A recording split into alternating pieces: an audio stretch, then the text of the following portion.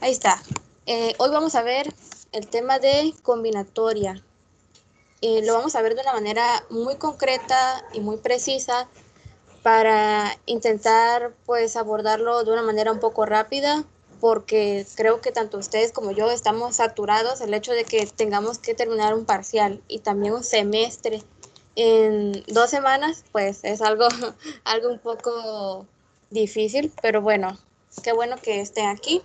Yo también me he dado el tiempo para presentar y a ver, vamos a continuar. Una frase antes de iniciar dice: ninguna investigación humana puede ser denominada ciencia si no pasa a través de pruebas matemáticas. Hoy justamente vamos a ver algo que tiene que ver con pruebas matemáticas, la comprobación. Creo que ya habíamos abordado una pequeña parte. Vamos a ver el teorema del binomio, la comprobación de este teorema, la inducción matemática, que es comprobar precisamente, y ejemplos. Si ven lo que estoy diciendo que dice hoy veremos,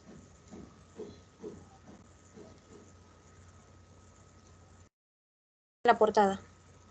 No, sí, se Ah, ve. ok. Qué bueno. Es que es la primera vez que comparto ahí con otra opción diferente. Siempre le doy compartir pantalla y ahorita es compartir presentación y la última vez que lo hice tuve algunos problemas. Entonces, cualquier cosa me dicen. Igual si tienen alguna pregunta, también me dicen. El teorema del binomio. Estoy empezando con este tema porque, como ustedes saben, la combinatoria es creo que incluso el primer tema que vimos, entonces ya llevamos como que varias clases, pero lo voy a intentar decir de la manera más simple por si es la primera clase o se han perdido otras de este tema. El teorema del binomio de Newton. Sea A y B números arbitrarios, arbitrario se refiere a que puede ser cualquier número, y sea n un número natural. Cuando decimos un número natural nos referimos a un entero positivo. Entonces, los números naturales son con los que puedes contar. 1, 2, 3, 4, esos son los números naturales. Entonces, tenemos esta reglita de aquí. Esto que vemos es como a más b elevado a la potencia n.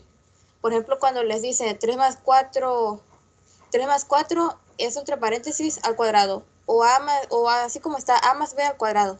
Entonces ustedes lo desarrollan porque sabemos que es una multiplicación. Las potencias son multiplicaciones. Por ejemplo, 5 al cuadrado es 5 por 5. 5 al cubo es 5 por 5 por 5.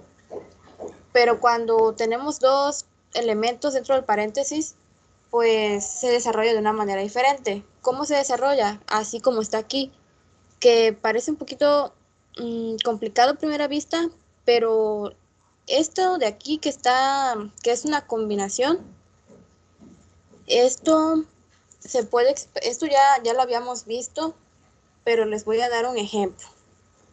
Tenemos una fórmula para esta combinación. Creo que la puse en la portada. Entonces, siempre que tú desarrolles un binomio a la n, tú reemplazas, siempre que veas una fórmula, reemplazas los números, la n, el valor de la n lo reemplazas aquí y vas haciendo las combinaciones y vas a obtener coeficientes. Y esta, por ejemplo, aquí dice que es el coeficiente que te resulte de n sobre 0. Es una combinación, n en 0, así se dice. En n, como vemos, es el número al que está elevado. Y pues 0 es el número 0 como tal. Y dice que se va a mantener la a la n. Vamos a ver qué pasa. Digamos que el número n es 5. Tú vas a elevar a más b a la quinta potencia. Entonces, esta a, el primer término va a tener una a la quinta potencia. Se va a mantener. Y va a tener n, que es 5 sobre 0. Esa combinación, ¿cuánto da? Bueno, aquí está la fórmula, no la había visto. Dice, cuando tú tienes dos números, n sobre k, n en k, digamos que en este caso k es 0, la fórmula es n factorial sobre k por n menos k factorial. Eso, el factorial ya lo mencioné incluso en la clase pasada, es cuando multiplicas del número 1 hasta n. Por ejemplo, 5 factorial, 1 por 2 por 3 por 4 por 5. De esa manera. Entonces, vamos a hacer un ejemplo muy rápido. Yo siempre hago, por ejemplo, a ver, 5 en 2. El factorial de 5 es 5 por 4 por 3 por 2 por 1, que si no me equivoco es 120. K, digamos que en este caso dijimos que como es 5, 2, pues es 2. El factorial de 2 es igual a 2, porque 2 por 1. Y n menos k, es decir, 5 menos 2 da 3, es un factorial. Entonces, el factorial de 3, ¿cuánto da?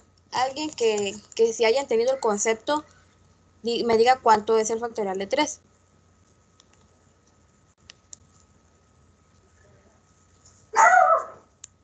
Seis. Sí, da 6.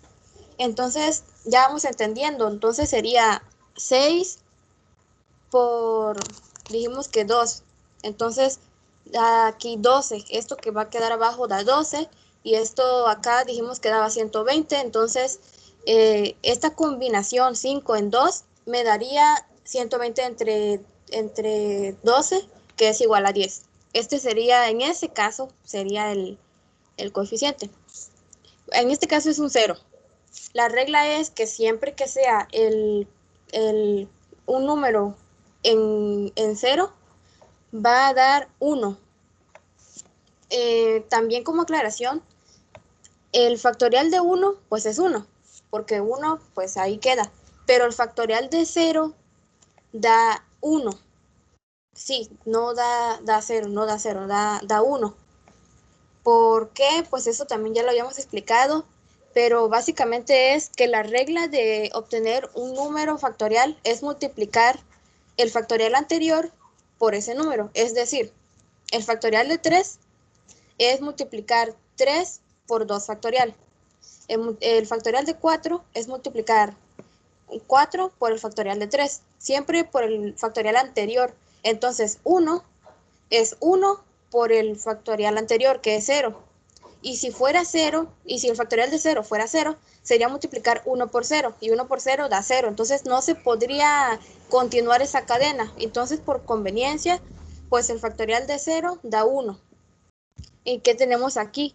Tenemos que n, el factorial de k, que en este caso es 0, 0 factorial dijimos que es 1, y aquí dijimos n sobre n menos k, es decir, 5 menos 0, 5. 5 factorial, pues daría 120, pero bueno, digamos que no es el valor 5, es cualquiera. Digamos que aquí queda n, ¿por qué? Porque pues no se le está restando. Este factorial por 1, pues queda igual. Entonces, ¿qué nos quedaría? Nos quedaría n factorial arriba y n factorial abajo.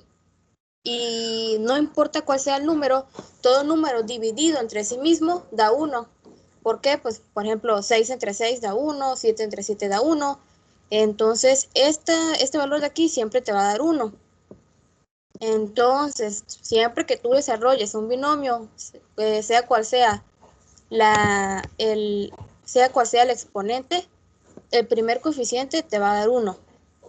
Ese coeficiente, ese número, está multiplicando a la a, es decir, el primer término de la suma, aquí está, a la potencia que tú estés haciendo. Y bueno, en este caso, n sobre 1 se va haciendo de manera similar. Y aquí, en este caso, siempre te va a dar, si no me equivoco, n. N va a ser la respuesta. Es decir, también tengo estos valores que se van haciendo de todas las divisiones, de todas las combinaciones, perdón.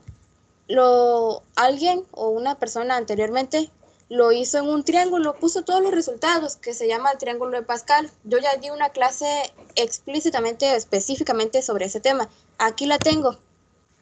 Entonces, cuando n es 1, aquí tenemos la combinación 1 sobre 0, 1 sobre 1. Cuando n es 2, 2 sobre 0, 2 sobre 1, 2 sobre 2. El valor de abajo siempre tiene que ser menor o igual al valor de arriba. Entonces aquí lo tenemos, estas son las combinaciones y ya hecho está aquí. Este es el triángulo de Pascal, cuando ustedes buscan les va a aparecer este. Entonces siempre aquí vemos la comparación, ¿no? 5 en 0 da 1. 5 en 1 da 5. Y así. Todos los primeros valores son 1. ¿Por qué? Porque como es en 0, pues dijimos que daba 1, ¿verdad? Y todos los siguientes valores, los que siguen, pues son la misma n. Aquí es 2, aquí es 3, aquí es 4 y aquí es 5. Entonces solamente sería de que ustedes, ya sea que desarrollen el binomio utilizando las combinaciones o busquen el triángulo de Pascal, etc. Este teorema de binomio ya lo habíamos visto como tal. Ya, si no mal recuerdo, ya les había explicado la mecánica. De todos modos, no está de más que yo se los vuelva a decir. También hay que fijarnos que aquí el valor de A está el exponente n, aquí. Y aquí es n menos 1 y b tiene exponente 1. Está invisible, pero aquí está. Y aquí es, y así se va continuando. Siempre el exponente de la A más el exponente de la B tiene que ser n. Esa es otra regla. Ya con esas dos reglas de las combinaciones y los exponentes, pues ustedes pueden desarrollar cualquier binomio al exponente que ustedes deseen. Eso es algo que sí lo van a utilizar, ¿eh? Siempre ustedes en la prepa principalmente se utiliza mucho el desarrollo de a más b al cuadrado. A veces A puede ser un número cualquiera, por ejemplo 3 y B puede ser 5, o A puede ser 15 y B puede ser 17, pero la regla se mantiene. Entonces, ese es el teorema de binomio, que es muy útil, pero hoy nos vamos a enfocar en la demostración porque nos quedamos en el tema de, inducción matemática, que es para comprobarlo. Bueno, la demostración, es decir, las demostraciones siempre son como un análisis de lo que estamos haciendo y demuestra precisamente que lo estamos entendiendo de una manera correcta. La expresión a más b a la n significa que multiplicamos a más b consigo mismo n veces, como yo les decía. Si tú multiplicas 2 por 2 más 10 al cuadrado, es 2 más 10 por 2 más 10. Se multiplica a sí mismo. Entonces, al desarrollar todo el producto, los términos que obtenemos están dados por todas las posibles elecciones de los números a o b en cada uno de los n factores. Por ejemplo, y aquí tenemos a más b al cubo. Y tenemos esto significa la multiplicación de ese mismo 3 veces. Y tenemos las combinaciones. Estas son las combinaciones que tú puedes hacer como con esas letras. A más A B, etcétera. Así se va generando. Este es como que el detrás de. No siempre que ustedes desarrollen un binomio lo van a hacer así. Claro que no. Simplemente es pues parte de la demostración. Entonces, ya que tú tienes las combinaciones, si te das cuenta, aquí está multiplicado A 3 veces. Eso es lo que se escribe como A al cubo. Y hay tres elementos donde A está 2 veces y B una. Uno, a ver en qué otro, aquí está, porque aquí no importa el orden, porque se está multiplicando. Entonces, aquí hay 2A y una B. ¿Y en dónde más? Acá hay otra, hay 2A y una B. Entonces, por eso se escribe 3A cuadrada B. De la misma forma, hay 3 elementos donde está A una vez y B 2 veces. Está aquí, no, aquí no. Está donde hay 2B, aquí hay 2B, aquí hay 2B y aquí hay 2B. Son combinaciones, entonces lo escribimos así. Y por último, aquí está B al cubo, porque está B por B por B. ¿Sale? Entonces, observemos que los términos obtenidos son de la fórmula ASBR. ¿Qué significa eso? Que los dos términos son mayores o iguales a 0 y que son menores o iguales a n. ¿Por qué son menores que n? Porque yo ya les había dicho que ambos tienen que sumar, de hecho, n. ¿Por qué pueden ser iguales? Porque, por ejemplo, si aquí en este ejemplo A tiene al elemento n, tiene el exponente n, y B tiene el exponente 0, porque no está ahí. Entonces, sumados, pues suman n. Entonces, por eso puede ser igual a n un elemento. y también puede ser igual a 0, como ya les dije. Acá está. Si en algún momento tienen alguna duda, no duden en interrumpirme por si lo quieren ver de esa manera, porque el caso es que yo escuche todas sus dudas y todo eso. Entonces, aquí les decía, los dos exponentes siempre tienen que dar n. Es decir, S es igual a n menos r. Es decir, cuando tú le quitas, tú puedes obtener cualquiera de estos, pues simplemente cambiando este para acá, como si fuera una ecuación normal. Es una ecuación de hecho. Ahora tenemos que esto que acabamos de comentar aparece cada vez que se eligió BNR de los factores, es decir, siempre que se hizo una combinación precisamente y A en el resto. Entonces el número que aparece este término es pues las combinaciones de N sobre R. Al agrupar términos semejantes tenemos la fórmula deseada, es decir, la fórmula que queremos. Esa fue una manera, digamos, de comprobarlo. Dice, como hemos visto, los números n sobre n en r para 0 menor o igual que r menor o igual que n aparece como coeficientes en la expresión de un binomio elevado a la potencia n. Por esta razón reciben el nombre de coeficientes binomiales en los ejercicios 1.34 y así. Estos ejercicios que menciono aquí son de los libros de Olimpiada que ya les había mencionado. Casi todo el contenido, o bueno, gran parte de lo que yo expongo aquí, lo saco de libros de Olimpiada que no podrán obtener en internet gratis. No podrán obtenerlo, solo lo pueden pedir. Pero yo los he conseguido, los tengo y siempre los subo en la sección de archivos. Después de cada clase que yo doy, si yo utilicé un libro nuevo, lo subo ahí para que ustedes puedan observarlo y puedan practicar ejercicios que si ustedes desean, ¿verdad?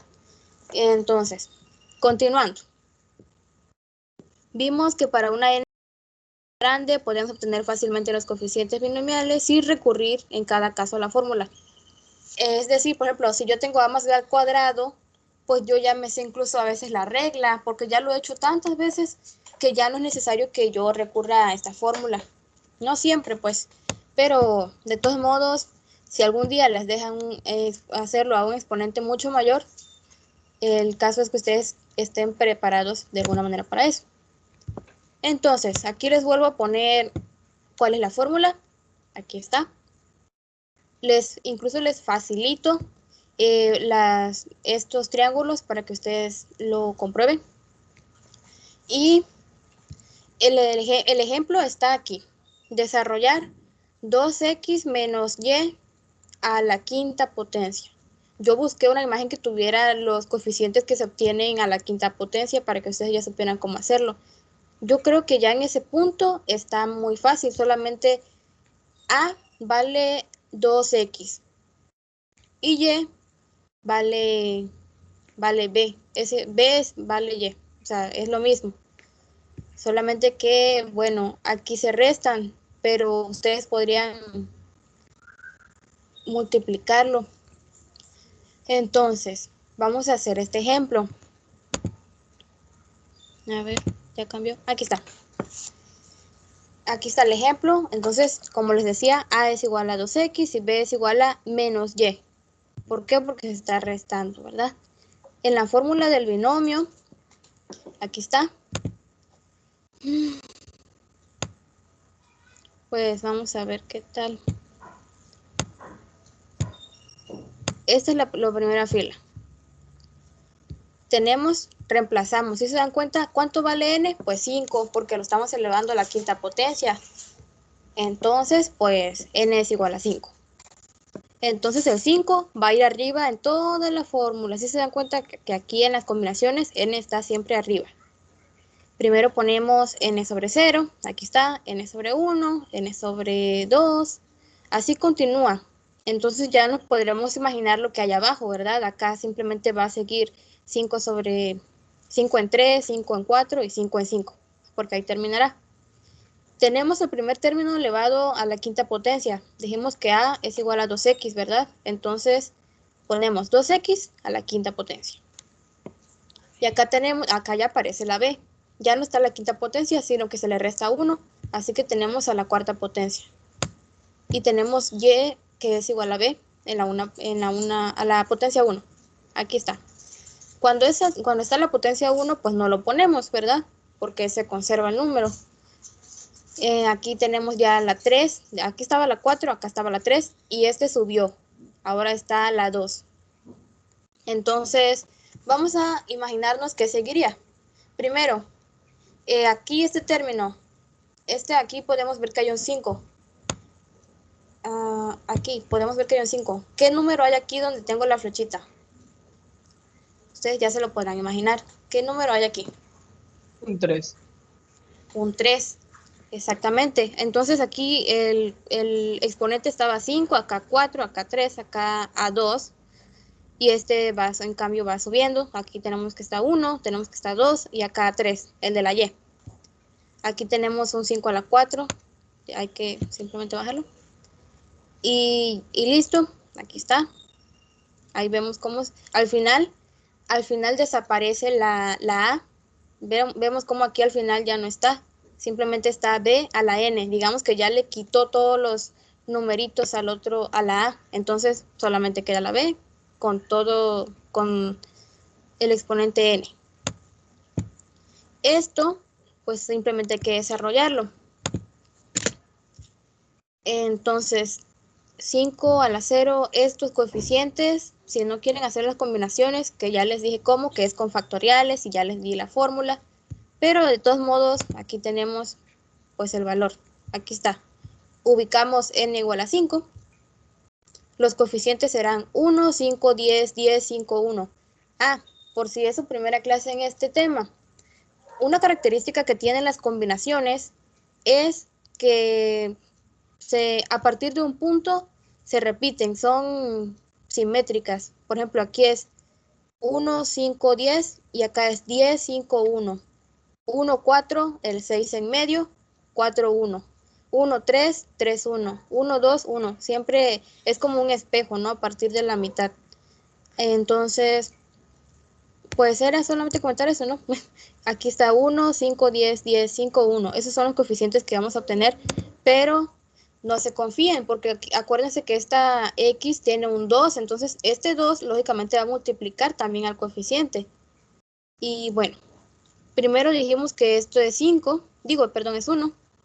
Entonces no lo escribimos, solamente ponemos 2x a la quinta potencia. Aquí tenemos que esto es 5, que multiplica 2x, aquí está. Primero, todavía no estamos multiplicando esto, si nos damos cuenta que este 2, aquí está, no está todavía multiplicado.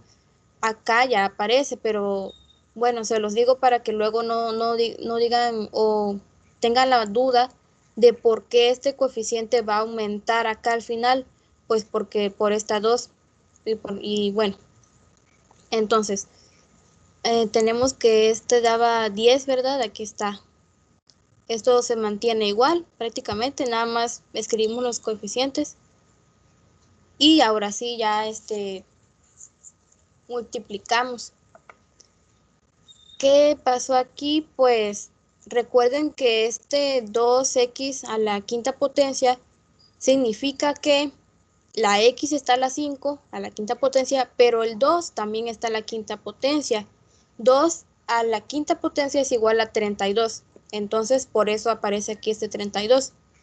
Acá este 2 a la cuarta potencia, luego se multiplica por 5 y da 80. Así se va haciendo todo lo demás y obtenemos por último esto.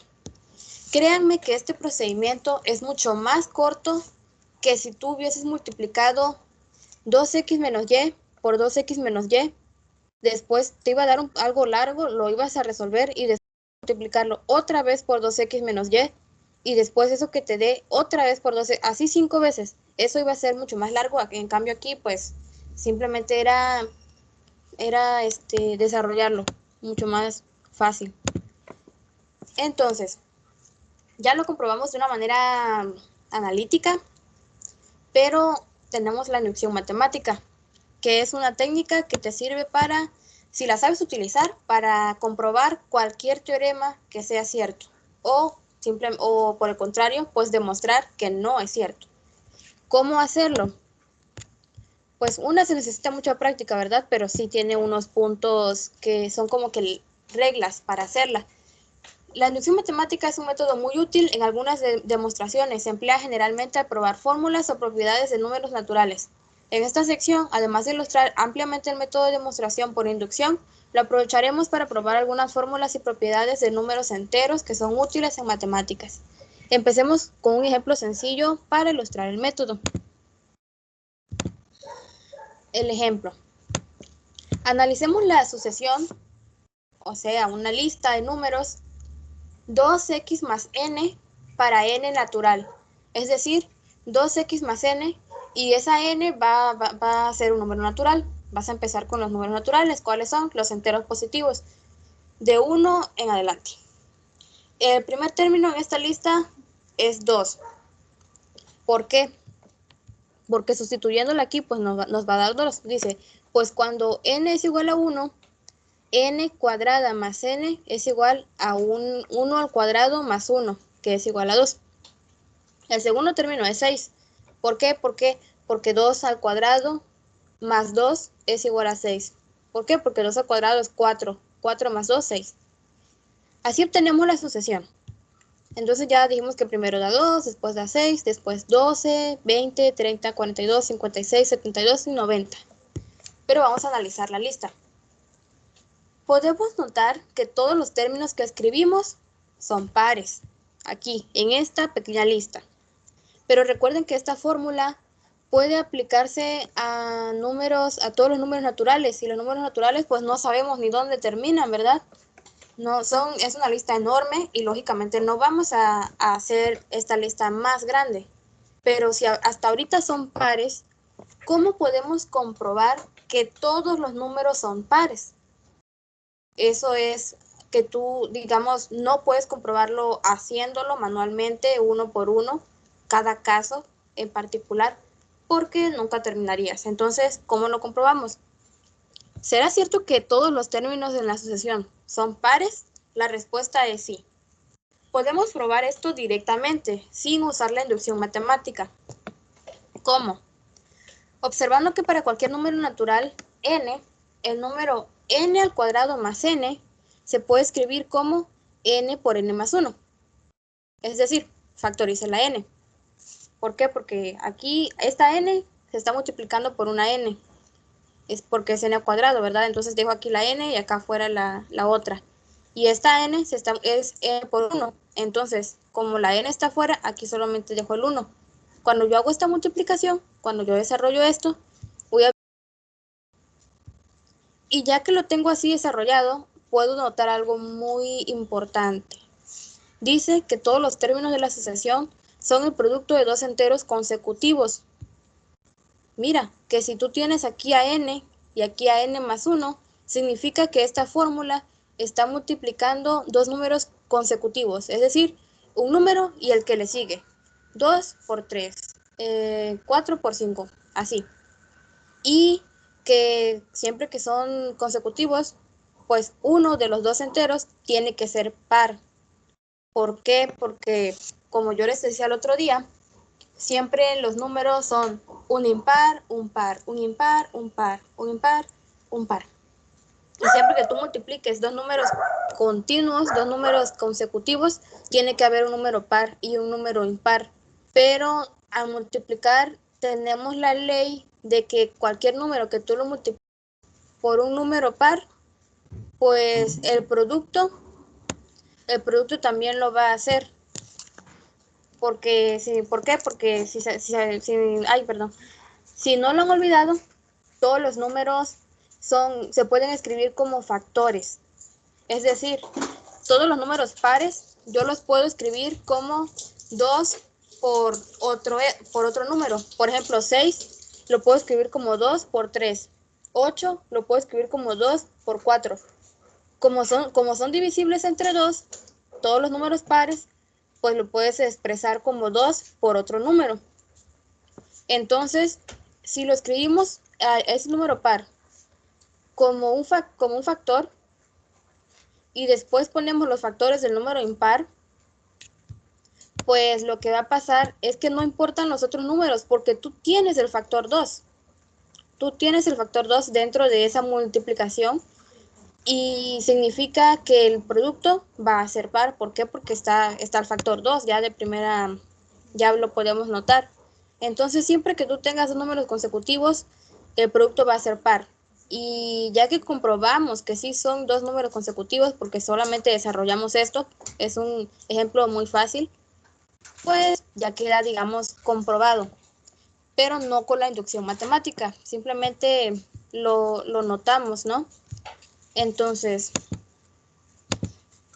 más abajo haremos otra demostración del mismo resultado, es decir, que todos los términos de la asociación son pares, utilizando el método de inducción. Pero primero vamos a hablar del procedimiento en sí, o sea, cómo lo vamos a hacer. Notemos que con la sola proposición, para cualquier natural n, el número n al cuadrado más n es par, estamos abarcando una infinidad de proposiciones.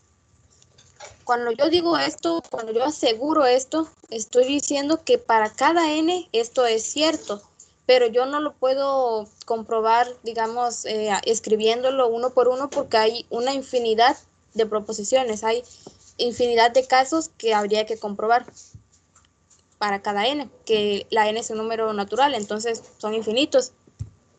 Y bueno, si tratamos de probar cada una individualmente, no llegaremos muy lejos. En cambio, si probamos, y aquí está la ley dice que tenemos que demostrar que la primera proposición es cierta.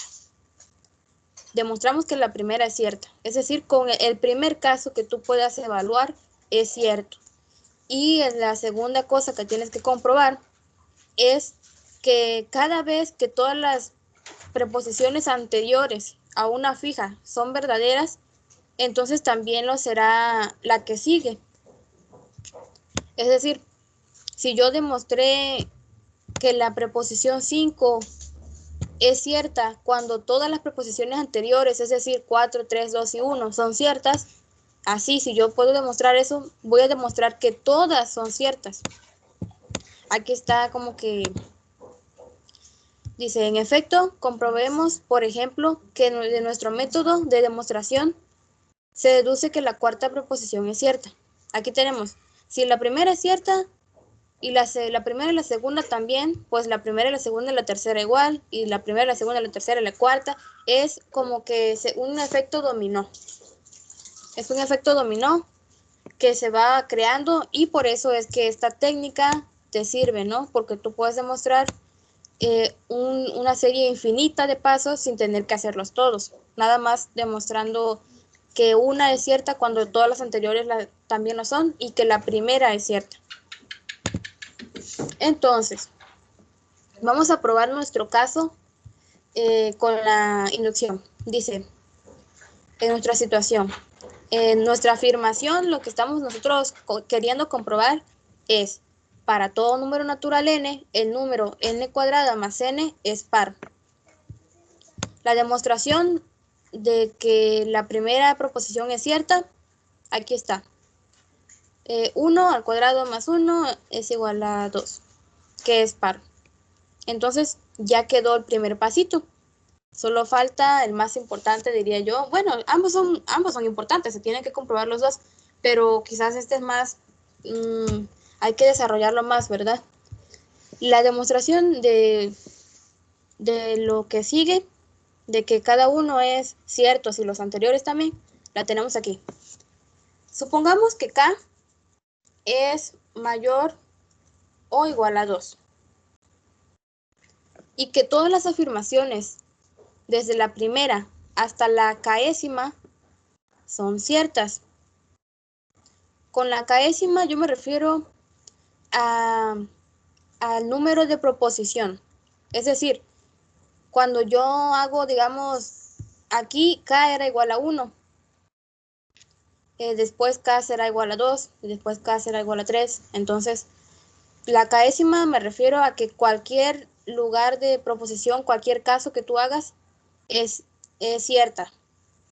Decimos que eso es cierto. Queremos utilizar esta suposición para comprobar que en este caso también lo será K más 1. Ok, si para este punto ya se me revolvieron un poquito, les voy a explicar.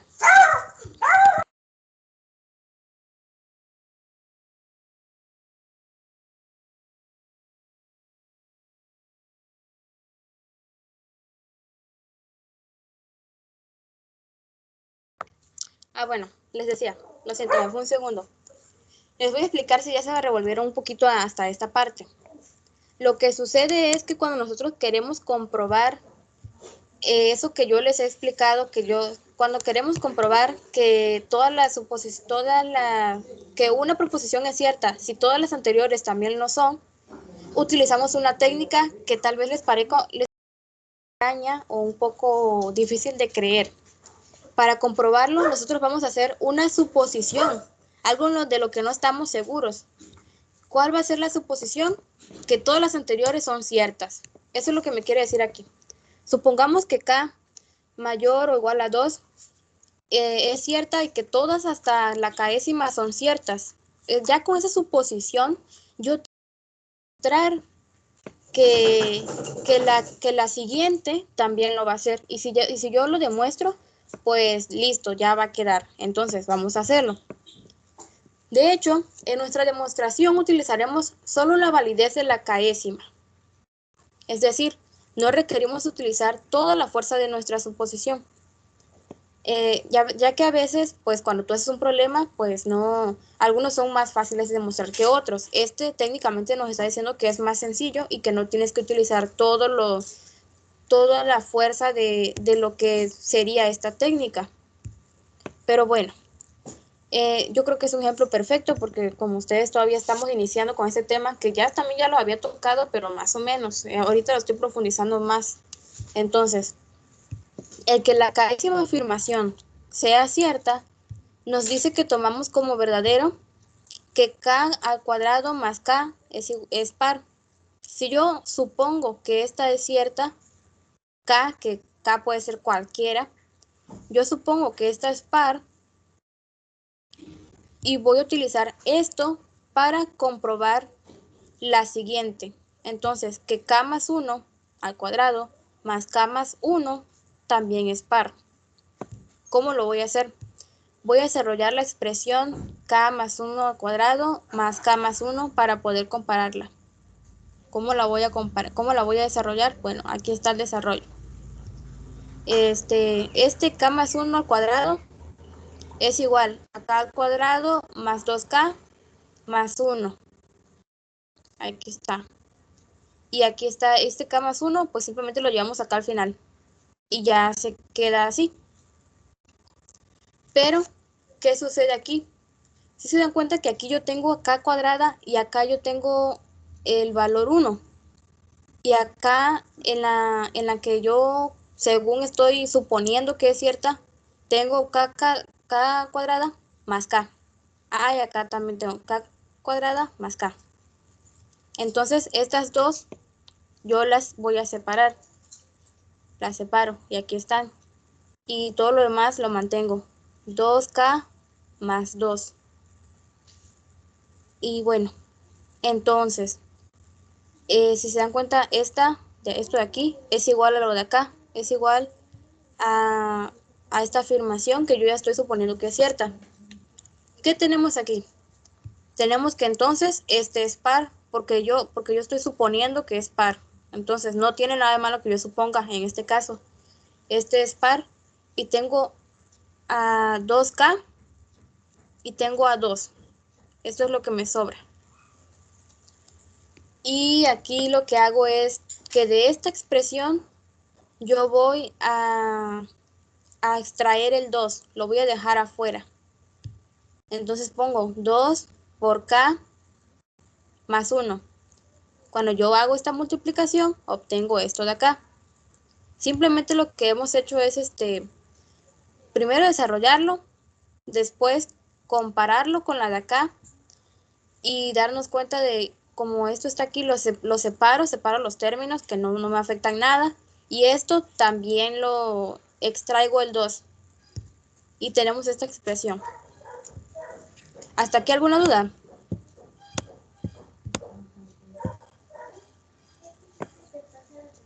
Veo en una de esas expresiones que está menos 2K más 2. ¿De dónde salió el menos? Ah, sí. Sí, es una buena pregunta y la respuesta es que de hecho no es un menos, solamente que la copia, pues vaya, no tiene una muy buena calidad, pero aquí hay un palito de hecho es un signo de más, no es un menos. Entonces, pues, por eso acá, de hecho está positivo, si te das cuenta, simplemente que acá Ah, se ve mejor y acá no. positivo entonces. Sí, y bueno, entonces es positivo. ¿Alguna otra pregunta? No, ninguno. Perfecto, entonces, bueno, ya obtuve esta expresión. Aquí está otra vez, la copié y la pegué otra vez. Y ya aquí nos damos cuenta, hemos logrado expresar esto como suma de dos números pares. ¿Por qué? Porque sabemos que este número es par y este número no sabemos si es par o no, pero se está multiplicando por 2. Es lo que yo les decía de los factores. Ya cuando yo estoy multiplicando por 2 significa que esto va a ser un número par, porque está el factor 2.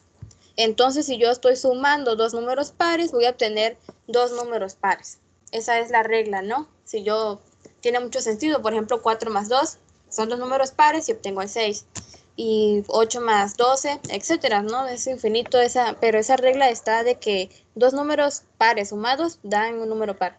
Entonces, aquí yo ya tengo este que supuse que era par y este que es par. Entonces, listo, eso es todo lo que teníamos que hacer. Esa suposición, les digo, parece un poco difícil de creer que de esa manera, suponiendo, tú vas a lograr de verdad comprobar algo, pero sí, y se utiliza mucho en matemáticas, y es totalmente formal, no es algo como suponer porque sí, porque de hecho estás comprobando, estás utilizando esta suposición para comprobar lo que sigue, que es algo, pues está hecho de una manera correcta, y hasta ahí queda. Nótese que el método de inducción necesita un punto de partida, demostrar que una primera afirmación es verdadera. En algunos casos, como veremos más adelante, el punto de partida debe abarcar más de una afirmación, puesto que de alguna manera se utilizará dentro de la demostración. No me acuerdo si puse ese ejemplo en esta diapositiva, pero de todos modos quizás otro día lo veamos. Ahorita solamente hicimos uno que teníamos que utilizar una afirmación nada más. Y bueno, entonces, a este punto de partida le llamamos base de la inducción. Es decir, en el ejemplo anterior nosotros comprobamos primero con n igual a 1, que eso era cierto, nos daba 2. Esa comprobación le llamamos base de la inducción. Y la suposición de que todas las suposiciones anteriores a una dada son verdaderas se llama hipótesis de inducción. Y aquí está de manera abreviada HI. Como vimos en el ejemplo, en algunas ocasiones basta con que la proposición anterior a una dada sea cierta, para que todas las proposiciones dadas también lo sean. En estos casos, la hipótesis de inducción puede simplificarse. Como ahorita solamente utilizamos la suposición de que la késima era cierta. No utilizamos el hecho de que la késima y todas las anteriores, o sea, k-1 y k-2, etcétera, sean ciertas. ¿Por qué? Porque el ejemplo no lo requería. Ya con la práctica, pues vamos a ir viendo otros problemas que sí lo necesiten, no será tan complicado y con la práctica ustedes se darán cuenta de cuándo sí y cuándo no. Entonces, la práctica nos dirá qué tan fuerte necesitamos hacer nuestra hipótesis de inducción y cuántas afirmaciones deberán tomarse como la base. Aquí está ya de manera resumida lo que tendríamos que hacer. Identificar la sucesión de proposiciones que abarca la proposición general que se va a demostrar. Lo general fue que n al cuadrada más n es un número par. Eso es lo general. Pero dentro de esa afirmación hay un montón de cosas porque está 1 al cuadrado más 1 es igual a 2, es número par, 2 al cuadrado más 2 es número par, 3, y así de manera infinita. Lo primero que tenemos que hacer es demostrar, mejor dicho, darse cuenta de qué tantas proposiciones están dentro de la general. Segundo paso, identificar y probar la base de inducción, que en nuestro caso, en nuestro ejemplo, fue probar que 1 al cuadrado más 1 es igual a un número par. Tercer paso, hacer una hipótesis de inducción. Nuestra hipótesis en nuestro ejemplo fue suponer que la késima era cierta. Solamente eso utilizamos, por eso es que está un poquito más simple. Suposición de que todas las proposiciones que proceden a una proposición fija son verdaderas, abarcando la base de inducción y utilizar esa suposición o parte de ella. Lo que utilizamos ahorita fue parte de ella, no toda, solo utilizamos el último elemento para probar que la proposición fija también es cierta. Cuando dice fija, no se refiere a que tú tengas que saber el valor, no tienes que decir, yo voy a comprobar la proposición 15. No, a veces ya en matemáticas se utilizan símbolos. Así en este caso utilizamos el símbolo de K o K más 1, que esa K puede ser reemplazada por cualquier número natural, ¿verdad? Según el ejemplo. Entonces, para ello debe haberse hecho una comparación entre la afirmación fija que se va a demostrar y las anteriores. Sí, porque nosotros, si se dan cuenta, comparamos qué resultaba de desarrollar K más 1 en la proposición general y la comparamos con la de K, simplemente. Entonces, aplicaremos estos 3 pasos en los siguientes ejemplos. Este ejemplo también está bastante sencillo. Dice, demostrar que para n, 4, 5, 6 se tiene que 2 a la n es menor que n factorial. Si se dan cuenta, pues uno diría, ¿cómo le voy a hacer? Suena algo que no le hallo como que ni cabeza ni pies para empezar. Primero, identificar. Primera proposición. El ejemplo me está diciendo que el 2 se mantiene siempre. Aquí está. Lo que cambia es la n. n, 4, 5, 6. 4, 5, 6, 7, porque es lo que continúa. ¿Hasta cuándo? Pues infinito, ¿verdad? Porque va continuando. Es menor, este es el símbolo. Yo creo que para este entonces ustedes ya saben qué significan los símbolos estos, ¿verdad? De desigualdades. Mayor que, menor que, etc. 2 a la cuarta potencia, menor que 4 factorial. 2 a la quinta potencia, menor que 5 factorial. 2 a la sexta potencia, menor que 6 factorial. La base de inducción, ¿la base cuál sería? Pues demostrar la primera afirmación, que es esta. La demostración aquí es sencilla, puesto que 2 a la cuarta potencia es 16. Y 4 factorial, es decir, 4 por 3 por 2 por 1, es 24. Si no queremos hacer todo esto, simplemente recordamos que tú habías dicho que 3 factorial era 6, entonces multiplico ese 6 por 4. 6 por 4, 24, y aquí está. 16 es menor que 24, así que 2 a la cuarta potencia es menor que 4 factorial. Esa es nuestra base. Aquí identificamos, aquí está la base. ¿Qué es lo que sigue? Pues suponer, ¿verdad? La hipótesis de inducción puede ser en este caso la siguiente. Esta es nuestra hipótesis. Para cierta K mayor o igual que 4, ¿por qué que 4? Porque el problema así lo dice, simplemente, porque el problema dice que es a partir de 4, n igual a 4. Entonces, yo, si se dan cuenta, en vez de escribir n, escribo k. ¿Por qué? Porque estoy haciendo como que una comparación. Es como una línea alterna, si así lo quieren ver, donde está bajo las mismas condiciones. La k es la misma n, pero cuando tú lo logres comprobar con k, pues evidentemente lo estás comprobando con n. Es simplemente es algo que se hace mucho en las matemáticas. Se hace una línea como alterna, es decir, esta acá es la misma n, pero tú tienes que comprobar que realmente son la misma. Entonces, para k mayor o igual que a 4, se tiene que 2k es menor que k factorial. Como yo les decía, esta expresión es la misma que con n, es la misma. Así que no se preocupen. Notemos que la primera afirmación que se toma como cierta en esta hipótesis es para k igual a 4 y que esta quedó demostrada en la base de la inducción. Ahora usaremos la hipótesis de inducción para hacer ver que 2 ya no es k, ahora es k más 1, es menor que k más 1 factorial.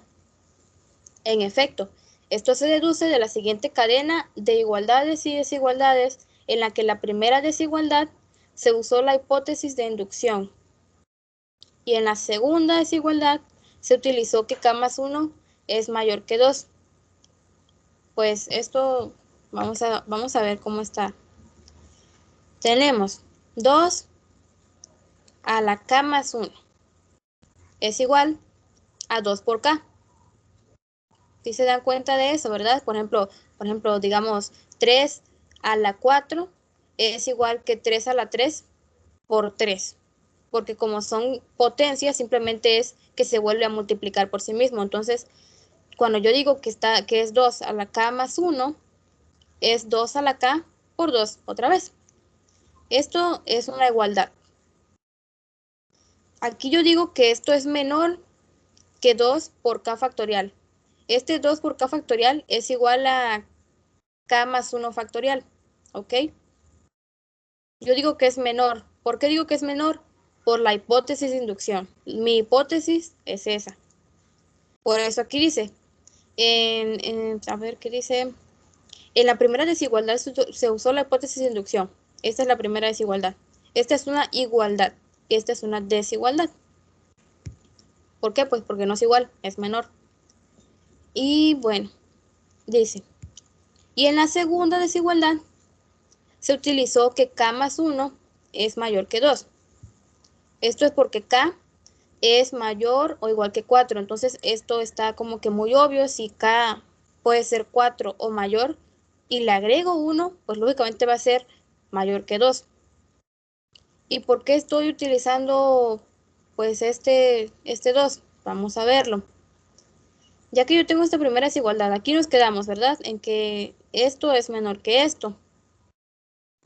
Y 2 por k factorial es menor que k más 1 por k factorial. ¿Qué quiero decir con esto? Aquí tenemos esto. ¿Se dan cuenta? Esto es una desigualdad. Está como que este fuera el término de la izquierda y esto es el término de la derecha. Tenemos un término en común, k factorial y k factorial. Pero dice que este es mayor. ¿Cuál es la diferencia? Que aquí tiene un 2 y aquí tiene k más 1. Por eso acá arriba dice k más 1 es mayor a 2. ¿Esto por qué? Pues porque k es 4 o más. Entonces, esta diferencia es lo que hace que este término de la derecha o estos términos sean mayores que estos. ¿Para qué nos va a servir? ¿Para qué nos sirvió esto? Esta comparación, pues, porque esto que está aquí, k más 1 por k factorial, es k más 1 factorial. ¿Qué nos deja todo esto? Esto es igual que esto. Esto es mayor que esto. Y esto de aquí, es igual a esto.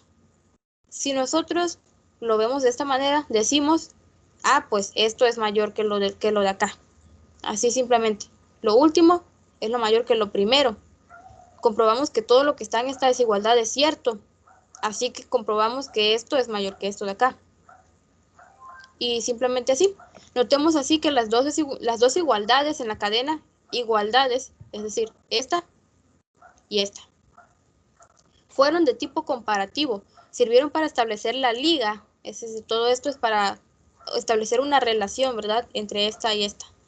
Establecer la liga entre la afirmación que estaba por probarse y la anterior, que se suponía cierta según la hipótesis de inducción. Utilizamos la hipótesis aquí. Hemos completado satisfactoriamente los 3 pasos en el método de inducción, así que el resultado queda probado. Creo que ya no había puesto lo que sería, pero el hecho de que una persona no logre comprobar un problema con la hipótesis de inducción, no siempre significa que ese problema o que esa afirmación sea falsa.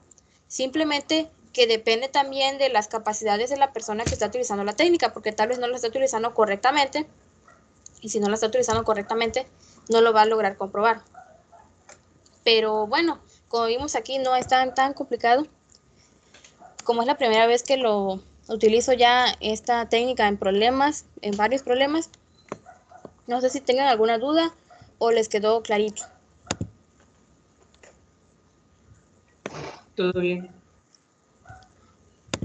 Bueno, entonces aquí está, en la sección de archivos pueden encontrar los libros que yo uso. Puedes contactarme, aquí está mi correo por cualquier cosa, mi número. Si eres de primero o de tercero, te puedo también asesorar con tus tareas.